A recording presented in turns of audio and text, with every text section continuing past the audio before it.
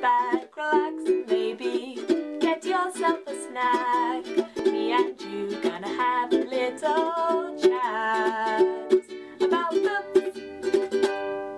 Hi guys, so I'm here today to review the first volume in the Sandman series of comics by Neil Gaiman and a whole host of other people such as Sam Keith, Mike Dringenberg and Malcolm Jones III. This is the fully recoloured edition. This is the Sandman Preludes Nocturnes, which is volume 1. There are 12 volumes in total, so 11 other volumes, but this is just the first one. I've been meaning to pick up Sandman for a long time since I saw it in a comic shop, and I really liked the look of it, but it was always a little bit dark and creepy, and obviously graphic novels are a little bit more pricey, so I finally got around to picking it up, and I must say that I was not disappointed by this at all. I really enjoyed it. I would highly recommend this series to you guys, and I will definitely be carrying on. So this is the story for Sandman, who is this guy here.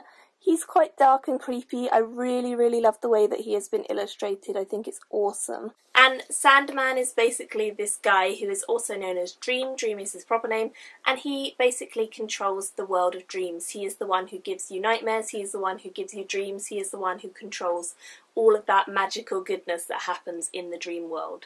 So he's quite an interesting character, and the story begins with him trapped and away from society, and society is basically falling into disarray and madness because of all of the dreams have gone riot and rampaging, and people have started falling asleep for years or not being able to sleep at all, and it's very interesting. The idea of it, the premise is just really cool straight away. What I would say about this series is that it doesn't start off immediately gripping your attention. It makes you interested and it makes you want to know what is going on, but it does take a while to get into the story, or at least I found that it did, because you don't know who everyone is and you're a little bit confused as to what's really going on. The first few issues all have differing sort of approaches to the story. They all have a little bit of a theme going on, but none of them really join together in a really comprehensive overarching way. Although things do carry through all the different comics, I feel like it wasn't until the last issue within this that I really started to see the story developing,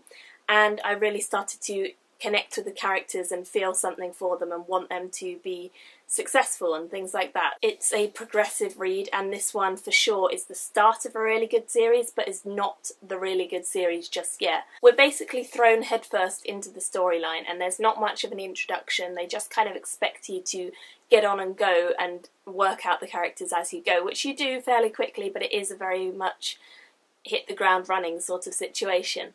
I did really love the artwork in this, especially the drawing of Sandman. He was by far my favourite character from the start, and I really connected with him. I thought he was a really wonderful character, even though he is quite dark and scary in places and you're not sure if you can trust him or not.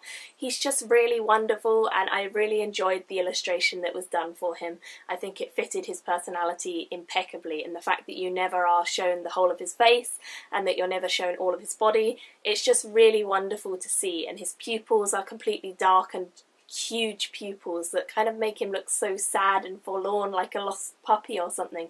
So even though he's this dark, menacing presence, you do feel sorry for him and you do empathise with his situation, which is pretty bad to begin with. So I really enjoyed his character, and I enjoyed a lot of the other characters too, but he was certainly my favourite. Now, some of the comics within this are very dark. Things happen within this that are so incredibly revolting and disgusting that it's hard to describe, but they are all factoring into the story as well. It does seem a little bit overly bloody at times and overly masochistic, but it isn't just a horrible horror comic. There is a storyline going on and it's being developed, and by the end of this volume you really do see that.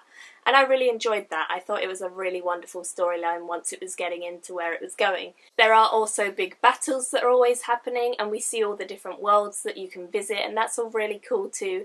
I really enjoyed that, and I thought it was a lovely addition to see all these different places that are kind of magical places where Dream comes from and so on. And all of these demons, and we go to hell, and all sorts of things happen. So it is a roller coaster ride that is very adventurous and fun. One other thing that I really have to mention is that the covers for each of the issues are gorgeous. Each of them was designed by the artist Dave McKean, and he has done an impeccable job of making up these awesome covers that are really unique and just blend all sorts of really cool things like found objects and paints and all sorts of awesome awesome materials, so I love the covers. I think that the blend of beauty and sadness and forlornness and horror all mixed into one in these covers is just so gorgeous, and they all just look as though they really fit with this series and really emphasise what it's all about. And this page, which is on the left, is actually probably my favourite page within this story. I think it's just so beautiful. The starlight twinkling over where Dream is standing is gorgeous, and I just really enjoyed this page. I thought it was one of the most beautiful visually. So, on the whole, I really enjoyed Sandman, and I'm definitely going to be continuing on with this series. I thought it was a really lovely start, and I thought that it was certainly finding its voice by the end. At the end there is an afterword which is written by Neil Gaiman himself, and in that he states that he definitely feels as though the last issue within this is where it sort of starts to take off and where he was really finding the voice of the comic and where he wanted to take it. So I'm sure that the next volume will be really good, and I'm very much excited to pick that up in the future. I would love to hear if any of you guys have read the Sandman Chronicles. I am really interested in continuing on with this series sometime soon. I'm hoping to buy the next one as soon as I can. I don't know when I will be able to because they're a bit pricier than normal books, as you all know, but I was really enjoying this, and I'm certain that it's going to only go up and get better. I ended up giving this one a 4-star rating because I know that it's going to improve, and I can sense that something brilliant is going to happen, but it wasn't quite there in this. It was very close, but it wasn't quite there. It was still struggling to find its identity a little bit. Thank you guys for watching, and I will see you all very soon in my next video. Bye! Me and you gonna have a little chat.